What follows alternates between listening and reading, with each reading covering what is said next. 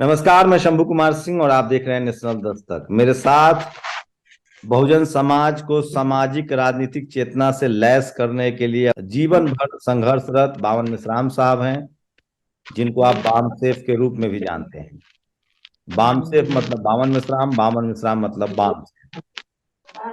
ये लोग लगातार कह रहे थे कि जाति के खिलाफ लड़ाई हो, ब्राह्मण समाज पर कई सवाल उठा रहे हैं, चाहे वो रिप्रेजेंटेशन का मामला हो कि उनकी रिप्रेजेंटेशन ज्यादा है, जाति जनगणना हो, ईवीएम पर सवाल उठा रहे हैं। अब मोहन भागवत ने कहा है कि जाति पंडितों ने बनाई है।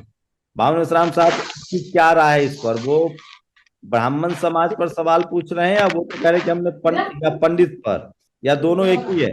नॉर्थ इंडिया में ब्राह्मण को ही पंडित कहते हैं। तो उनको थोड़ा ब्राह्मण कहने में हिचक रही होगी, इसलिए पंडित शब्द का उपयोग किया होगा। या फिर उनको ये कहना होगा कि जो धार्मिक प्रवृत्ति के ब्राह्मण है वो पंडित लोग हैं और उन लोगों ने जातियां बनाई है, जातियां निर्माण की, मतलब पुजारी। हाँ, हो सकता है ऐसा, मगर मेरा ऐसा मानना है कि पुजारी ब्राह्मणों ने जातियों का निर्माण किया है, ये बात सही नहीं है। क्योंकि ये तो बहुत बड़ा बौद्धिक कार्य है।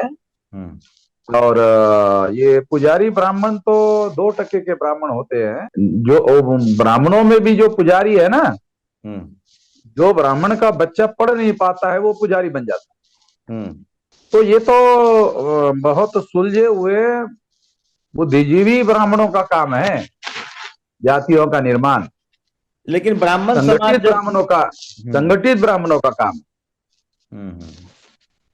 लेकिन जब ब्राह्मण समाज ने विरोध करना शुरू किया तो वहां से क्लैरिफिकेशन आ गया कि हमने पंडित बोला है। पंडित तो कोई भी हो सकता है, जो पढ़ा लिखा है वो पंडित है। हम अगर मान लो शेड्यूल कास्ट का आदमी बाबा साहब आम्बेडकर महापंडित थे तो उन्होंने जातियां बनाई, ये तो तर्क नहीं बनता। या SC ST OBC के लोगों ने जातियां बनाई, उसमें से कोई विद्वान आदमी ने बनाई, ऐसा न तथ्य है न कोई ऐतिहासिक सबूत है। वो उसकी प्रतिक्रिया होने के बाद उन्होंने ऐसा कहा, मगर मेरा ऐसा मानना है भागवत जी का ये जो बयान है, ये बयान के बैकग्राउंड को समझना जरूरी। बैकग्राउंड ये है कि जब बामसेफ के द्वारा और इस आंदोलन के द्वारा तमाम भारत के लोगों को यह समझा दिया गया है कि ब्राह्मणों ने ही जातियों का निर्माण किया, तो ब्राह्मणों ने छानबीन किया होगा, RSS ने छानबीन किया होगा कि भाई ये कितने लोगों को जानकारी हो गई। और जब उनको पता चला होगा कि ये बहुसंख्यांक लोगों को मालूम है कि ब्राह्मणों ने ही जातियां बनाई, तब भागवत ने ये सोचा होगा कि जब अब मालूम ही हो गया है तो अब ये छुपाने का कोई मतलब नहीं है, बल्कि इससे भी फायदा लिया जा सकता है कि यदि हम ईमानदारी से स्वीकार कर ले कि ब्राह्मणों ने ही जातियां बनाई तो हमारे ऊपर ठप्पा लगेगा कि हम ईमानदार हैं। और ईमानदार है तो इसका छवि बनाने के लिए फायदा होगा कि भागवत जी ईमानदार आदमी है और वो ईमानदारी से इसको खत्म करना चाहते हैं। क्योंकि अगर जातियां भगवान ने बनाई, अगर ये बात प्रचलन में रहती है जैसा कि गीता में ब्राह्मणों ने लिखा हुआ है कि चातुर्वर्ण का निर्माण मैंने ही किया, ऐसा कृष्ण ने गीता में लिखा, तो कृष्ण को भगवान कह के प्रचार में लाया गया। अगर भगवान ने जातियां बनाई, वर्ण बनाए, तो भागवत ऐसा सोचते होंगे कि फिर भगवान ने जातियां बनाई तो ब्राह्मण इसको खत्म कैसे कर सकते हैं? लेकिन खत्म कैसे कर सकते? गीता ब्राह्मण इसको खत्म कैसे कर सकते? गीता का तो कॉन्सेप्ट है कि भगवान कृष्ण बोल रहे थे और उसको वेद व्यास लिख रहे थे, जो पराशर मुनि के पुत्र थे। हो सकता है उन्होंने लिखने में गड़बड़ी की हो। अब ये मान लो थोड़ी देर के लिए लिखने में गड़बड़ी की तो मेरा तो कुछ और कहना है। नहीं, आप भगवान कृष्ण को कह रहे हैं कि उन्होंने जाति बनाई। मैं कह रहा हूं मतलब वो एक शंकराचार्य ने ऐसा कहा, भागवत जी के बयान पर शंकराचार्य ने कहा कि हम भागवत जी के बयान के विरोधी है, हम उनकी बात को नहीं मानते। लास्ट में कहा, मगर भागवत जी बहुत बड़े आदमी है, बहुत बड़े संगठन के कर्ता है, बहुत बड़े देशव्यापी नेता है, जब ऐसा कहा तो कोई वजह जरूर होगी, और लोग वो वजह बामसेफ है, वो वजह बामसेफ है, वो वजह वामन मेश्राम है। सारे देश भर में जाति के बारे में जो जागरण किया गया है, उसकी वजह से भागवत जी को ये कहना पड़ रहा है। लोग कह रहे हैं कि जिस तरह से पहले राजेंद्र पाल गौतम ने 22 प्रतिज्ञाएं ली, उसके बाद चंद्रशेखर राय जो मंत्री हैं ओबीसी से आते हैं, उन्होंने सवाल उठाया तुलसी दुबे पर, रामचरितमानस जो उन्होंने लिखा उस पर, उसके बाद स्वामी प्रसाद मौर्य ने उठाया, और पूरा ओबीसी, जाट, गुर्जर, पटेल, मराठा सब एकजुट हो गया। ब्राह्मण समाज इस मामले में पूरी तरह से अलग थलग पड़ गया है। तो अब उनको लगने लगा है कि जो वो हिंदू कह रहे थे, तो न ठाकुर, न वैश्य, न जाट, न गुर्जर, न पटेल, न मराठा, न कुर्मी, न कोयरी, न कुशवाहा, कोई अब ब्राह्मण समाज के साथ खड़ा नहीं है। सब कह रहा है कि जाति जनगणना हो, क्योंकि चपरासी से लेकर चीफ जस्टिस तक वही बने हुए हैं। क्या पॉलिटिकल डर सताने लगा है बीजेपी को? नहीं, ये जो मुद्दा है मौर्य जी के द्वारा उठाया गया, ये पॉलिटिकल मकसद से उठाया गया है। इसके दो मकसद है। समाजवादी पार्टी यादवों की पार्टी है, ऐसा उत्तर प्रदेश के नॉन यादव ओबीसी शूद्र मानते हैं। तो अखिलेश जी ने ऐसा सोचा, जब तक ये पार्टी केवल यादवों की रहेगी, हम बीजेपी को यूपी में परास्त नहीं कर सकते। कम से कम ये पार्टी शूद्रों की होनी चाहिए, ताकि शूद्र की तमाम जातियां ओबीसी की समाजवादी पार्टी को हमारी पार्टी अपनी पार्टी माने।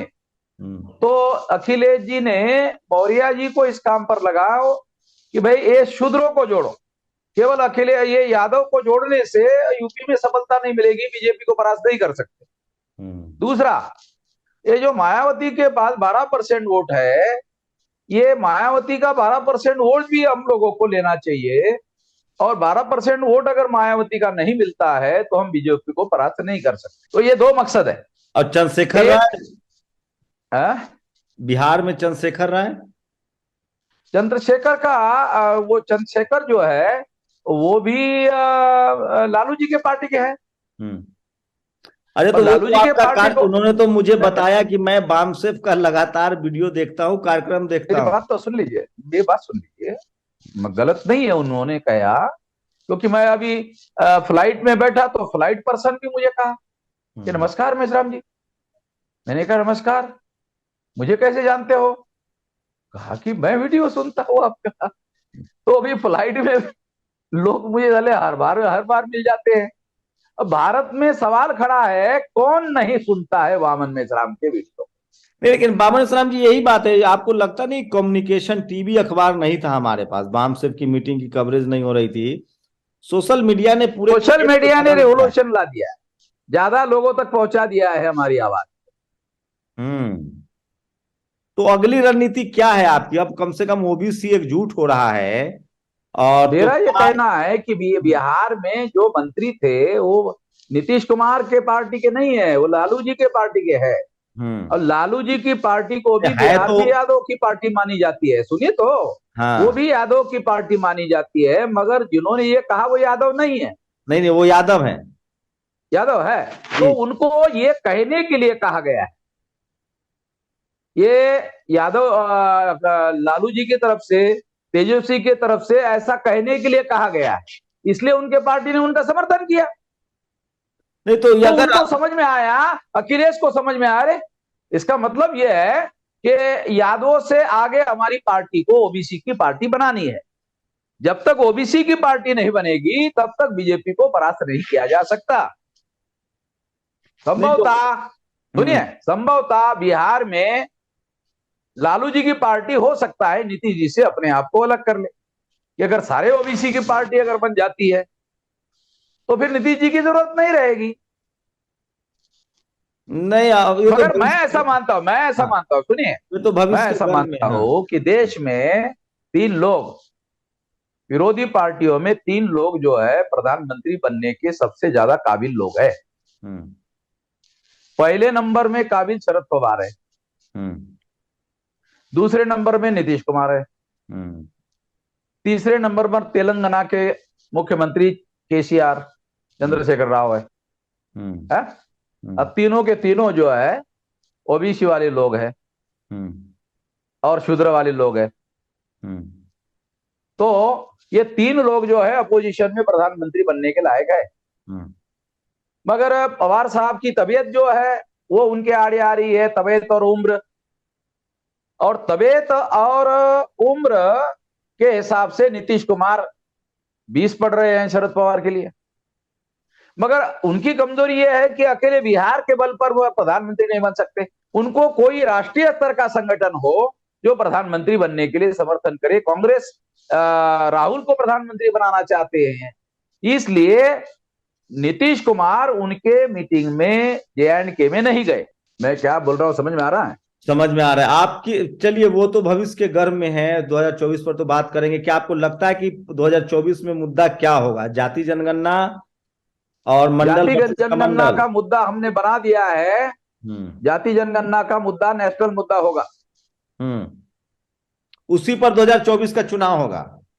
हाँ, हम लोग इस मुद्दे पर 5 लाख लोगों की रैली करने जा रहे हैं लखनऊ में। लखनऊ में कब रैली करने जा रहे हैं? अक्टूबर नवंबर में। अक्टूबर। बाबूराम जी, तैयारी शुरू हो गई है कि आपने समाज को अपनी जिंदगी दी है, आप लंबा संघर्ष कर रहे हैं जागरण के लिए। क्या अब जब इस तरह के वक्त हैं, लोग कह रहे हैं संविधान खतरे में है और RSS के मुकाबले बहुजनों के पास बामसेफ है, तो आपकी भूमिका क्या होगी? आपकी भूमिका पॉलिटिकल होगी या हमारा जब तक बामसेफ है, भारत मुक्ति मोर्चा है, बहुजन क्रांति मोर्चा है और हमारा जन आंदोलन है, कोई संविधान बदलने की बात नहीं कर सकता। और RSS को ऐसा हम किसी स्थिति में नहीं पहुंचने देंगे, वो इसमें कभी कामयाब नहीं हो सकते। दूसरा, अगर 70% अपोजिशन के लोग भी इकट्ठा हो जाते हैं, 100% नहीं 70% भी इकट्ठा हो जाते हैं, तो नरेंद्र मोदी चुनाव हार जाएगा, बीजेपी चुनाव हार जाएगी। तो हम लोग 70% जो अपोजिशन है उनको इकट्ठा करने में हम अपना रोल प्ले करेंगे। मैं वही कह रहा हूं। अब जबकि लालू यादव RJD हो, सपा हो या JMM हो, नीतीश कुमार की पार्टी हो, ये सब बहुजन लीडरशिप वाली पार्टियां हैं, शरद पवार की पार्टी हो या हम लोग उनको आपस में मेलजोल बढ़ाने के लिए हम लोग प्रयास करेंगे। लेकिन लोग तो आप संसद क्यों नहीं जाना चाहते हैं? आपको आपका इतना मान सम्मान है, बहुजन समाज का मोहन भागवत क्यों नहीं जाना चाहता? तो फिर आप एक तटस्थ भूमिका में तो रहिए। आप तमाम पार्टियों को, मोहन भागवत ने तो हम अपने रणनीति के तहत जो को हमारे लोग जाने चाहिए, ऐसा भी तो RSS के लोग कहते हैं कि संसद में हमारे लोग जानी चाहिए, संसद में हमारी सरकार होनी चाहिए। तो हमारे लोग भी कहते हैं, हमारा संगठन भी मानता है कि हमारे लोगों की सरकार, बहुजन की सरकार होनी चाहिए। तो ये मायावती ने तो धोखा दे दिया। क्या धोखा दे दिया उन्होंने? वो तो कह रही है कि हम न्यूट्रल होके लड़ेंगे। तो अरे तो हमारी वजह से अभी जो पंडित जी लगा के रखा था उन्होंने, वो गायब कर दिया। क्या नाम उनका? तो सतीश चंद्र मिश्रा। हमने इश्यू बनाया था तब तो गायब कर दिया उनको। तो आप अपनी देखिए, मैं बार बार मैं कह रहा हूं, मैं अकाउंटेबिलिटी के साथ कह रहा हूं कि SC ST OBC माइनॉरिटी के पास पॉलिटिकल पार्टियां कई हैं जो अभी सत्ता में एक ही जगह है, RJD है। हम आज देखो, जन आंदोलन के बदौलत केजरीवाल मुख्यमंत्री बनेगी नहीं। मैं वही कह रहा हूं, मेरी बात तो सुनिए पूरी। तो हम जन आंदोलन में लगे हैं तो हमारे लोगों को पॉलिटिकल पावर में पहुंचाने के लिए। तो मैं वही तो कह रहा हूं, ये सुनहरा मौका है 2024, जब तमाम लोग 2024 के लिए हम लोग आंदोलन खड़ा कर रहे हैं। क्या आंदोलन रहेगा, क्या भूमिका रहेगी? और पब्लिकली हम लोग पब्लिकली 2024 में पब्लिकली हमारा एक पॉलिटिकल स्टैंड होगा, किसको समर्थन करना है, किसको समर्थन नहीं करना। तो अब तो बात हो गई ना, पूरा विपक्ष जाति जनगणना चाहता है, खासकर जो SC ST OBC माइनॉरिटी का लीडरशिप। हम इसके लिए भारत बंद करेंगे, अक्टूबर नवंबर तक भारत बंद करेंगे। EVM को लेकर जो कैंपेन था उस पर क्या लोग अब तो सब कह रहे हैं कि EVM जल्दी 21 फरवरी से EVM भंडाफोड़ परिवर्तन यात्रा शुरू हो रही है। एक सवाल, मेरा निजी सवाल है। आपके समर्थकों पर आरोप लगता है कि वो बहुजन लीडरशिप वाली जो पार्टियां हैं दूसरी, या जो दूसरे बहुजन संगठन हैं उस पर बहुत तीखा हमला करते हैं, गाली गलौज करते हैं। अगर आपसे कोई सवाल, आपस में बहुत मतभेद, जैसे मनमुटाव रहता है। कौन जो सा आपके पार्टी, कौन सा समर्थक संगठन? हैं सोशल मीडिया पर, वो बहुजन हाँ, एकजुटता में बाधा उत्पन्न करते हैं। अगर किसी ने कुछ बोल दिया तो वो उसी पर हमलावर हो जाते हैं, मनुवाद के बदले वो बहुजनों पर हमला करना शुरू कर देते हैं। वो तो मैं तो सोशल मीडिया देखता ही नहीं हूँ, केवल आपको इंटरव्यू देता हूँ, इसलिए मुझे पता नहीं कौन क्या कर रहा है। लेकिन आपके समर्थक मुझ पर भी हमला शुरू कर देते, वो कहते हैं ये दलाल है, ये कभी इस पार्टी का। अरे ये और देखो, ऐसा वो- है तो सोशल मीडिया में चर्चा हो रही है तो इसके बारे में आप ये नहीं कह सकते कि दूसरों को बोलने का अधिकार नहीं है और आपको ये ही तो अधिकार है। बहुजनों का टारगेट क्लियर होना चाहिए ना, आपको मनुवाद से लड़ना है या बहुजनों से लड़ना है। नहीं, दो बातें हम लोगों को समझना होगा कि मान लो कि आप कोई गलत बात कह रहे हैं, गलत बात को काउंटर करना उस व्यक्ति पर हमला करना नहीं होता है। जैसे फॉर एग्जांपल अभी अडानी के रेफरेंस में जो हिडनबर्ग ने रिपोर्ट पब्लिश किया, तो आरएसएस बीजेपी वाले ये भारत पर हमला है। तो अडानी पर हमला, भारत पर हमला कैसे माना जा सकता है? कि अडानी में मीन्स भारत है क्या? भारत मीन्स अडानी है क्या? नहीं, लेकिन मिश्राम उसी साहब, तरह आपको से आरोप उसी लगता तरह है कि से आप उस, अभी, आप चंद्रशेखर हो या मायावती जी हो या कभी वो चंद्रशेखर तो पिछले विधानसभा के चुनाव में मेरे पास टिकट मांगने के लिए आए थे। मैंने उनको कहा भी कितनी सीट के आप खड़ा रहना चाहते हो, उन लोगों के नाम और सीटें बोल दो। नहीं, ठीक है, आपके तो दोबारा आए ही बहुजन नहीं। समाज से हैं, आपके ही पास आए। अभी उन्होंने मध्य प्रदेश में जो रैली की हाँ, है, तो फिर हमने कहा मना किया? मध्य प्रदेश की हमारा रैली कोई, पर, हम लोगों को कोई आपस में झगड़ा करने का कोई हमारा मुद्दा है नहीं, हम इस बात को मध्य मानते प्रदेश नहीं में है। जिस तरह से चंद्रशेखर रावण ने अपनी ताकत दिखाई और जो बहुजन एकजुटता बन रही है पूरे देश में, दक्षिण से लेकर उत्तर तक, पूरब से लेकर पश्चिम तक, उसमें आपका योगदान है, इस बात से कोई नहीं, लोग ऐसा कह रहे हैं, लोग ऐसा कह रहे हैं कि जो लोग इस तरह की ताकत दिखाते हैं वो चुनाव में उनका नॉन सिग्निफिकेंट रोल होता है, चुनाव में वो कुछ कर नहीं पाते। नहीं नहीं, ये तो ठीक है, बहुजन समाज की अपनी समस्याएं हैं, कॉर्पोरेट नहीं है, पैसा नहीं है, टेलीविजन नहीं है, अखबार नहीं है, तो बहुजन इसलिए जो आंदोलन। आप कह रहे हो, वो हम्म। वो आप जो कह रहे हो, जब तक रिजल्ट में नहीं आएगा तब तक कोई मतलब नहीं ना। जैसे हम आंदोलन कर रहे हैं और राजनीतिक क्षेत्र में रिजल्ट नहीं आता है, तब तक हमारी भी बात को उतना ज्यादा तवज्जो नहीं दिया तो जाएगा। कैसे, वही तो पूछ रहा हूँ, आपने तो भारत का हर जिला नापा है, हर राज्य नापा है, देखो, हम हर तो शहर अभी नापा जन है, क्या आंदोलन करना पर, चाहिए? सॉल्यूशन बताइए ना सर। जन आंदोलन के बजाय, जन आंदोलन के बगैर हमारे समाज की मौलिक समस्या का समाधान नहीं होगा, राजनीतिक क्षेत्र में भी सफलता नहीं मिलेगी। लेकिन अब जो जागरूकता आ रही है ओबीसी और किसान जातियों में, जाट गुर्जर वो पटेल पर्याप्त नहीं है। हैं? रिजल्ट आने के लिए पर्याप्त नहीं है, सफलता मिलने के लिए पर्याप्त नहीं है, क्योंकि वो भी तो बहुत आपस में मेलजोल नहीं है ना। जैसे मैंने अभी आपको कहा कि नरेंद्र मोदी के विरोध में अपोजिशन पार्टी के मतलब यूनाइटेड फ्रंट नहीं है, ये यूपीए चलेगा। इसके अलावा मतलब अपोजिशन में 3 गुट बनेंगे इस समय। नहीं नहीं, एक और बात है, ये तय हुआ है, जो मेरी जानकारी है, कि जो पार्टी जहां मजबूत है, बीजेपी के खिलाफ ट्रायंगुलर मुकाबला नहीं करना है। जो पार्टी, जैसे तेलंगाना में अगर चंद्रशेखर मजबूत है तो वो लड़े, बंगाल में ममता मजबूत है तो उनको लड़ने दिया जाए, अगर उड़ीसा में नवीन मजबूत है तो वो लड़े। हो गया क्या? कंसेंसस हो गया क्या? सुनिए तो, अगर अगर यूपी में कंसेंसस हो गया अखिलेश तो फिर तो मजबूत है तो, बीजेपी परास्त हो गई, फिर तो कामयाब नहीं होगी। अगर टोटल 100%।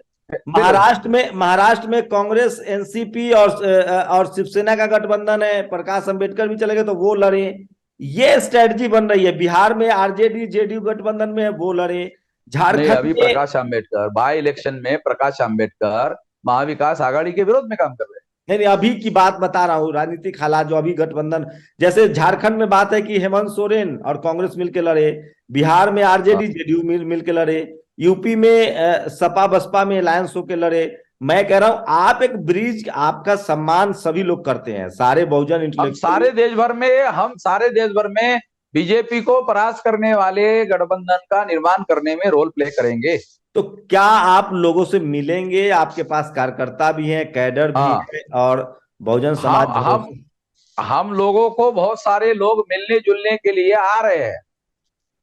हमने अभी किसी से मुलाकात नहीं की।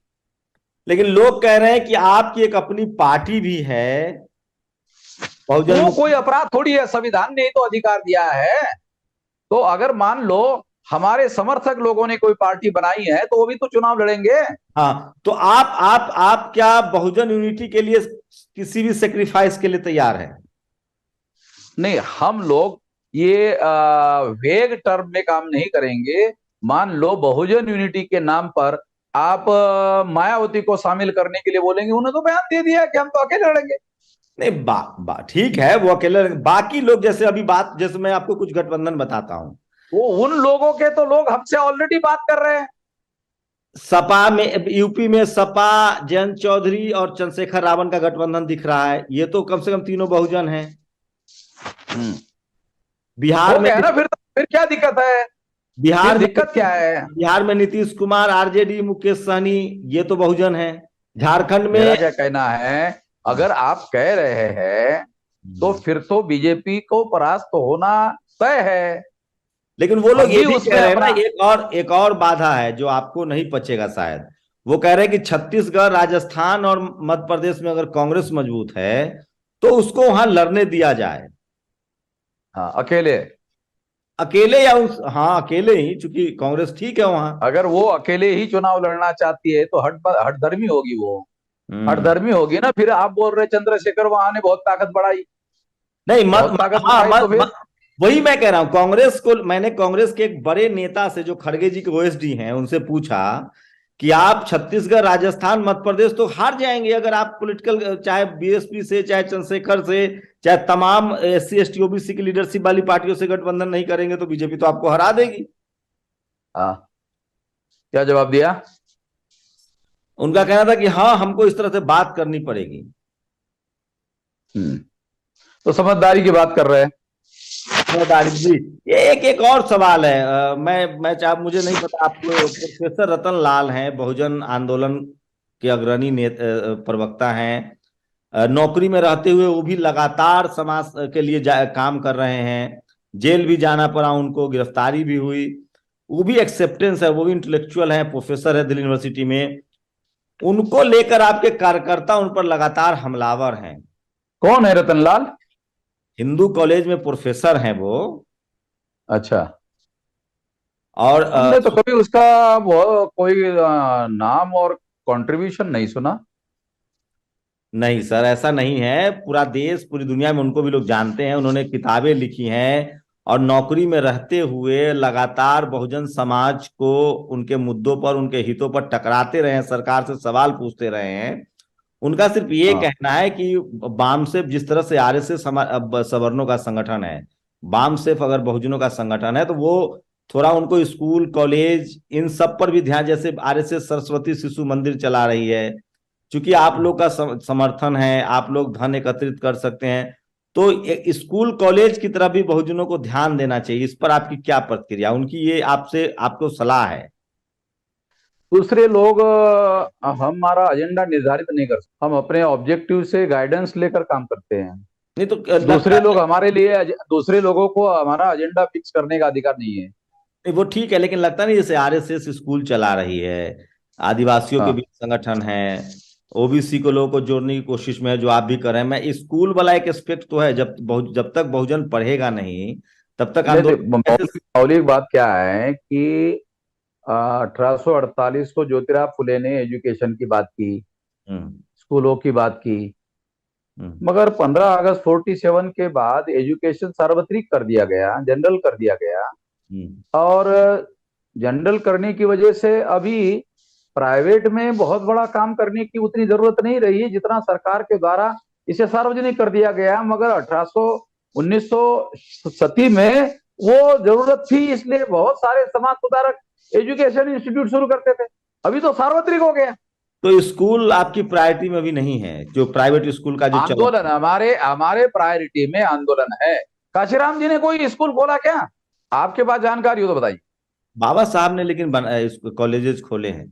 मैं यही तो कह रहा हूं कि उस समय के लोगों को स्कूल खोलने की जरूरत थी। क्या आपको पता है कि आजादी के पहले उन्होंने स्कूल खोला, हम्म। तो आजादी के बाद तो सार्वजनिक हो गया, आपस के यानी पब्लिक मनमुटाव को एजुकेशन हो गया। आपस के मनमुटाव को कैसे दूर किया जा सकता है? जो जो ये जो बहुजन समाज में। तो 6,247 जाति के टुकड़े हैं और ब्राह्मणों ने ये टुकड़े बनाए हैं। भागवत जी भी अब मान रहे हैं, ब्राह्मण भी इस बात को स्वीकार कर रहे हैं कि जातियां ब्राह्मणों ने बनाई। तो वो 6,247 टुकड़े हैं, उनके अंदर बहुत बड़ा ऊंच नीच का भाव ब्राह्मणों ने पैदा किया हुआ है। तो उनके अंदर सामंजस्य बनाने की जरूरत है बनिस्बत नेताओं के बीच। जी जी बिल्कुल, मैं सहमत हूँ। 6,000 जाति के टुकड़ों को जगाने का, जोड़ने का और उसका संगठन बनाने का ज्यादा महत्वपूर्ण काम है। ये एक एक सवाल है। राजेंद्र प्रसाद सिंह एक बहुजन इंटेलेक्चुअल हैं, आप भी शायद नाम वो उन्होंने बिहार के बहुत। हैं, जानता हूं हाँ, मैं। मैं ये कह रहा था, उन्होंने कहा आज कि अपने ही लोग। पहले व्यक्ति है वो जो बहुजन में कुछ इस तरह की बात करते हैं, अन्यथा मैंने नहीं देखा जी जी जी कि जी। वो जिस स्लाइड की बात करते हैं। वो कहते हैं कि अपने ही लोग की आलोचना करना, अपने ही लोग को नीचे दिखाना, ये मानवीय स्वभाव नहीं है, ये पिछड़े समाज का स्वभाव है, इसलिए हम पिछड़े हैं। तो क्या हम लोग एक अपने अपने एक एक एक एक इस बात से मैं सहमत नहीं हूं उनके। उनका अपना अंडरस्टैंडिंग है। मेरा अंडरस्टैंडिंग ये है कि जो क्रमिक असमानता का सिद्धांत जातियों में लगाया गया है, उसने ऊंच नीच का भाव पैदा किया, उसने संगठन बनाए, उसी ने पॉलिटिकल पार्टियां बनाई। अगर कुर्मी की पार्टी है तो यादव की भी है, और तमाम ओबीसी की पार्टियां है, अलग अलग जातियों की पार्टियां है। और इस वजह से ये ऊंच नीच की भावना जो जाति के अंदर है वो पार्टी के नेताओं में भी है। हम्म। ये मौलिक लेकिन बात है। लेकिन अभी तो ये सारे सत्ता से बाहर हो जाए। हमको यहां से लेना है, हमको इसको समझना है, इस बात को समझना है कि ये मामला यहां से आया हुआ है।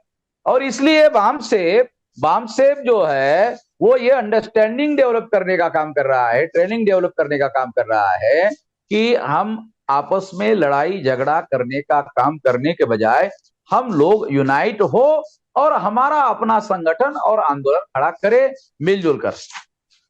तो अपने समर्थकों से भी तो कहिए कि अगर कोई आलोचना होती है तो उसको देखा जाए, लिया जाए, उसको गाली गलौज में और सरेआम सड़कों पर न लाया जाए। हम तो किसी भी कार्यकर्ता को गाली गलौज करने का कभी कोई ट्रेनिंग नहीं देते। हमारा ट्रेनिंग जो 5 दिन मैं बोलता हूं ऑर्गेनाइजेशन में या आइडियोलॉजी में, हिस्ट्री में, हम अपने कार्यकर्ताओं को गाली गलौज देने के लिए कभी नहीं कहता हूं, कभी ट्रेनिंग नहीं दिया जाता। मगर वैचारिक जो बुद्धिभेद पैदा करने वाले जो लोग हैं उसका जवाब जरूर दिया जाना चाहिए वैचारिक। एक सवाल और, मैं कम से कम 1 दर्जन बाम से। हमारे में से बहुत सारे पढ़े लिखे लोग हैं जो बुद्धिभेद करते हैं ज्यादातर। वो बुद्धिभेद करने वाले लोगों ने बहुत ज्यादा नुकसान किया समाज का। जी बिल्कुल, मैं एक सवाल और कर रहा हूं। बाम सेफ में कम से कम आधा दर्जन संस्था है बाम सेफ के नाम से। हाँ तो मैंने है। ये मेरा एक पत्रकार के तौर पे, चूंकि मैं सारे संगठनों से, सारे नेताओं से मिलने की कोशिश करता हूं, समाज को पढ़ रहा हूं, मैंने देखा है कि बाम सेफ के जो कार्यकर्ता है वो एक दूसरे के जान के दुश्मन जैसे व्यवहार करते हैं कि अगर मेरा बाम सेफ है वो उनका बाम सेफ है, वो उनका बाम सेफ है। फिर ऐसे में बहुजन यूनिटी कैसे बनेगी सर? जैसे पॉलिटिकल लीडरशिप में। जैसे जैसे आप बोल रहे हो मैं आपको बताता हूँ, ये बात आप सही कह रहे हो। हम्म। एक आदमी मुझे, वो अपना क्रिश्चियन आदमी है ना दिल्ली में, क्या नाम उसका, वो तो नाम। हाँ। उनके घर में एक बुजुर्ग आदमी मुझे मिला। हम्म। और उन्होंने मुझे कहा, वहां बैठे हुए एक आदमी ने परिचय दिया उन बुजुर्ग आदमी को मेरा, ये वामसेब के नेशनल प्रेसिडेंट है। तो उस बुजुर्ग आदमी ने मुझे कहा हम्म। कि मैंने सुना है वामसेब के 2 गुट है। मैंने कहा आपने कम सुना है, आपके पास जानकारी का अभाव है। मुझे लगता है आप बुद्धिमान आदमी है मगर आपके पास जानकारी नहीं। हम्म। 4 है। हम्म। आप कह रहे 2 है, मगर जानकारी नहीं है आपके पास में। 4 है, मगर वो 4 क्या है और कैसे है, थोड़ा मैंने कहा आपको जानकारी हो इसलिए बता देता हूं। तो मैंने उनको कहा कि हम परसेंटेज देखते हैं 100 में से, तो 100 में 99% बाम से मैं ये कर रहा हूं, फिर रह रहा 1%, तो 1% में 99% फिर मैं कर रहा हूं, फिर रह गया 1%, फिर उस 1% में फिर मैं 99% कर रहा हूं, तो 99.99 मैं ही कर रहा हूं, बाकी जो 3 है वो 0.000.1 में कर रहे हैं। मुझे क्या ऐतराज है, मैं क्यों उनसे झगड़ा करूं?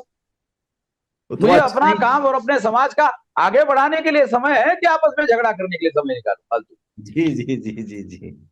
तो मैंने उनको ये जवाब दिया, और इससे अलग कोई जवाब, मैं आपने जो सवाल उठाया उसका यही जवाब है। मैं आपस में लड़ाई झगड़ा करने के लिए मुझे बिल्कुल मोस्ट डिसलाइक जो बात है वो ये है, मैं आपस में लड़ाई झगड़ा करने की बख्तर नहीं। जी जी, बहुत बहुत शुक्रिया। और मुझे लगता है कि हम सबको आलोचना से अलग नहीं होना चाहिए, सवालों से भागना नहीं चाहिए, और हम लोग डेमोक्रेटिक लोग हैं, संवैधानिक लोग हैं, एक दूसरे से सवाल पूछने का अधिकार है। वैचारिक लड़ाई झगड़ा करना गलत बात नहीं है, इससे आंदोलन आगे बढ़ता है। जी जी जी जी, वैचारिक होना चाहिए, वैचारिक होना चाहिए। हम तो 5-5 दिन वैचारिक सब्जेक्ट रख के बहस करते हैं जी। आपका डिफरेंस ऑफ ओपिनियन होने के बावजूद भी आपको भी बोलने के लिए मंच दे दिया, बोलो भाई, तो आपको जो किंतु परंतु लगता है वो भी बोलो। बहुत सारे निगेटिव बात करने वाले वक्ता सारे देश भर से हम इकट्ठा करते हैं, उनको वहां बोलने के लिए देते हैं, और फिर उनका सुनने के बाद अपनी बात कहते हैं। जी बिल्कुल, डिफरेंस ओपिनियन आना चाहिए, लेकिन सवाल वही है कि हमें उन लोगों का कद्र भी करना होगा जिन्होंने अपनी जिंदगी समाज के लिए दी है। बहुजन समाज वो एक ऐसा समाज है जो शोषित वंचित इसलिए है कि उसको स्कूल नहीं जाने दिया गया, और फूले साहब ने कहा है कि विद्या बिन गति गई, गति बिन मति गई, मति बिन व्यापार गया, व्यापार बिना हम शूद्र कहलाए। एक ऐसा समाज जिसमें आपको कॉर्पोरेट नहीं है, पैसा नहीं है, एजुकेशन नहीं है, उसकी लड़ाई लड़ना अपने आप में एक चैलेंज है। बहुजन समाज पार्टी भी चंदे से चलाता है, संगठन भी चंदे से चलाता है, और ये समाज एक दूसरे को पे बैक टू बाबा साहेब के बदौलत ही बना है। बुद्ध से लेकर फूले, पेरियार, अंबेडकर, रविदास, कबीर, या मान्यवर कांसीराम साहब हो, मायावती जी हो, लालू यादव हो, चाहे मुलायम सिंह यादव हो, या शिबू सोरेन हो, हेमंत सोरेन हो, करुणानिधि हो, स्टालिन हो, वो तमाम बहुजन समाज के लोग, जगदेव प्रसाद हो, रामस्वरूप वर्मा हो, सोनेलाल पटेल हो, तिलका मांझी हो, बिरसा मुंडा हो, एक बड़ा लंबा इतिहास है। ये समाज लंबे संघर्षों से बना है, क्योंकि लंबा साजिशों का इन्होंने झेला है। लेकिन आज के दौर में, खासकर आज के दौर में, जब से बीजेपी की सत्ता है, जब से आरएसएस सत्ता में है, ऐसे वक्त में जो बहुजन समाज के लोग बोल रहे हैं, क्योंकि कहा जा रहा है कि ये वो दौर है जो अंग्रेजों से भी खराब है, जो मुगलों से भी खराब है। क्योंकि मुगल के दौर में रैदास बोल रहे थे, कबीर बोल रहे थे, तुलसी भी बोल रहे थे। अंग्रेजों के दौर में बाबा साहब बोल रहे थे, फूले, आपको बता दें, पेरियार बोल रहे थे, और ज्योतिबा फूले बोल रहे थे, सावित्रीबाई फूले, तमाम ऐसे बहुजन बोल रहे थे। कांग्रेस के राज तक भी सब ठीक चल रहा था, उतना इतनी बंदिशें नहीं थी। लेकिन पिछले 8 साल में जब लगातार लोगों को मारा जा रहा है, लिंच किया जा रहा है, जेलों में डालने की धमकी दी जा रही है, इस दौर में जो लोग बोल रहे हैं उनके हौसले को सलाम कीजिए, जज्बे को सलाम कीजिए। जब सारा इंस्टीट्यूशन, सारी संवैधानिक संस्थाओं की तरफ से चुप्पी है, जातिवाद अपने चरम पर है, धर्म के नाम पर वोट लिए जा रहे हैं, ऐसे दौर में शोषित वंचित समाज की लड़ाई लड़ना अपने आप में बड़ा चैलेंज है। और बामन के बेसराम उस कड़ी के एक बड़े मजबूत नेता हैं जो इस लड़ाई को अभी भी लड़ रहे हैं। सवाल पूछना, सवाल का जवाब देना एक अलग मसला है, लेकिन निजी टीका टिप्पणी से बचिए, और अपनी आलोचना को अपने सुझाव के तौर पे भी हम ले सकते हैं। किसी ने कहा है, मुझे याद नहीं आ रहा है, कि निंदक न्यारे राखिए, आंगन कुटी छवाए, बिन पानी साबुन बिना निर्मल करे सुभाए। शुक्रिया सर, हमसे बातचीत करने के लिए बहुत बहुत शुक्रिया। जय भीम। धन्यवाद, धन्यवाद, जय भीम।